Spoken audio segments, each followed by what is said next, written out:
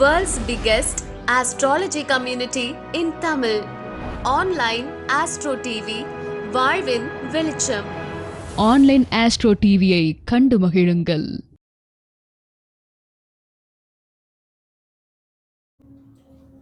அனைவருக்கும் வணக்கம். நான் உங்கள் எம்கேஆர். தர்மசாஸ்திரா ஜோதிட வித்யாலயா மற்றும் ஆன்லைன் ஆஸ்ட்ரோ டிவி இணைந்து வழங்கக்கூடிய இந்த திருமண திறவுகோல் அப்படின்ற ஒரு அற்புதமான ஒரு தலைப்பில் இன்றைக்கி நம்ம பார்க்கக்கூடிய ஒரு சப்ஜெக்ட் திதிசூன்யம். சார், இருக்கிறதுலையே ரொம்ப கொடூரமான ஒரு பாதிப்பு அப்படின்னா இந்த திதிசூன்யம் தான். நிறைய பேர் நம்ம அதை நோட் பண்ணுறதே கிடையாது. திதிசூன்யம்னா என்ன சார், அதுக்கு என்ன ஒரு கோவில் இருக்குது, போனால் சரியாக போயிடும் அப்படின்னு நம்ம நினைக்கிறோம். அப்படி கிடையாது. அந்த வழிபாடுகளை எப்போ எடுக்கணுன்ற ஒரு கணக்குகள்லாம் இருக்குது. திதிசூன்யாதிபதி வழிபாடு எப்படி எடுக்கணும், திதிசூன்யத்துக்கு எப்படி வழிபாடு எடுக்கணும் அப்படின்ற விஷயங்கள்லாம் நமக்கு இருக்குது. ஓகேங்களா? சரி, இந்த திதிசூன்யம் என்ன சார் பண்ணணும் அப்படின்னா, திதிசூன்யம் என்பது எந்த ஒரு பாவத்தில், அதாவது சூரியன் சந்திரனுடைய ஓகேங்களா அதோடைய பயிற்சி ஓகேங்களா பயணத்தின் அடிப்படையில் இருக்கக்கூடிய ஒளி அற்ற நிலை, ஒளி விழக்கூடிய பாதை எங்கே இருளாக இருக்குதோ, ஒளி இல்லாமல் இருக்குதோ அந்த பாவத்துக்கு பேர் திதிசூன்யம்னு பேர். திதிசூன்யம்னா பூஜ்ஜியம், இல்லை, இருட்டு நிலை அப்படின்ற மாதிரி நீங்கள் எடுத்துக்கலாம். இந்த திதிசூன்ய பாவகம் ஒவ்வொரு லாக்கணத்துக்கும் எந்த பாவமாக வருதுன்னு பார்த்துக்கோங்க. உங்களுக்கு ஏதோ ஒரு ராசி திதிசூன்யமாக வரும். உதாரணத்துக்கு பிரதமையில் பிறந்திருக்காங்க அப்படின்னா, பிரதமை திதியில் பிறந்திருக்காங்கன்னா துலாம் மகரம், துதியில் பிறந்திருக்காங்கன்னா தனுசு மீனம். ஓகேங்களா? இந்த மாதிரி ஒவ்வொரு உங்களுடைய திதிகளின் அடிப்படையில், நீங்கள் பிறந்த திதிகளின் அடிப்படையில் உங்களுக்கு ஜாதக ரீதியாக திதிசூன்ய பாவகமானது இருந்துகிட்ருக்கும். ரைட்டுங்களா? இந்த திதிசூன்ய பாவகம் எதுக்கு இருக்குது அப்படின்னா, ஒரு உதாரணத்துக்கு துலாம்லே எடுத்துக்கோமே. இப்போ ஒரு ஆண் பார்த்தீங்க அப்படின்னா ஒரு பிரதமையில் பிறந்திருக்காங்க. ஓகேங்களா? இப்போ இன்னொரு பொண்ணு துவாதசியில் பிறந்திருக்காங்க. இப்போ ரெண்டு பேர்த்துக்குமே பார்த்தீங்க அப்படின்னா காமனாக துலாம் பாதிக்கப்படும். ஓகேங்களா? இப்போ துலாம் பாதிக்கப்பட்ட கிரகங்கள் ரெண்டு பேர்த்துக்குமே அந்த பாவகம் திதிசூன்யமாகவே இயங்கிட்டு இருக்கும். அப்போ நம்ம திருமண பொருத்தத்தில் நம்ம பார்க்கக்கூடிய விஷயம் என்ன அப்படின்னா, ஒரே பாவகம் இருவருக்கும் திதிசூன்யமாக இருக்கக்கூடாதுங்க. இதுதான் முக்கியமான ரூல்.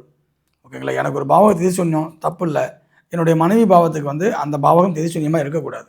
அப்போ தான் என்னுடைய பாவத்தை நான் பெற முடியாத விஷயங்களை என் மனைவியை அடைந்த பிறகு அதன் மூலியமாக நான் பெற்றுக்கொள்ள முடியும். இதுதான் நம்ம ஜோதிடத்தை சொல்லக்கூடியது.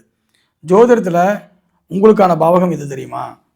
லக்ன பாவகம், 2ஆம் பாவகம், 3ஆம் பாவகம், 10ஆம் பாவகம், 11ஆம் பாவகம், 12ஆம் பாவகம். இந்த 6 பாவகம் மட்டும்தான் உங்களுடைய பாவகம். இதை மட்டும்தான் நீங்கள் தீர்மானிக்க முடியும். இதை தாண்டி நீங்கள் எதையுமே தீர்மானிக்க முடியாது.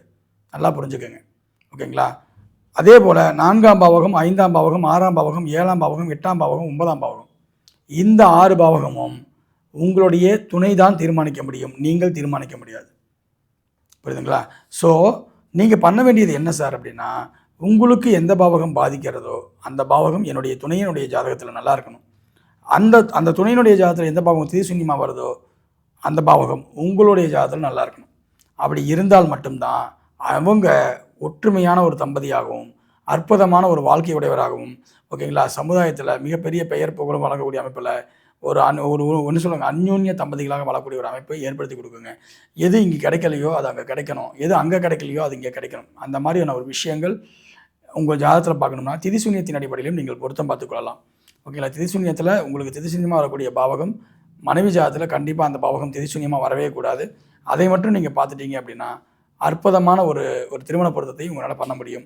இந்த மாதிரி நிறைய விஷயங்களை தொடர்ந்து நான் உங்களுடைய பதிவில் திருமண பொருத்த பதிவில் கொடுத்துட்ருக்கிறேன். தொடர்ந்து நம்மளுடைய வீடியோவை பாருங்கள்.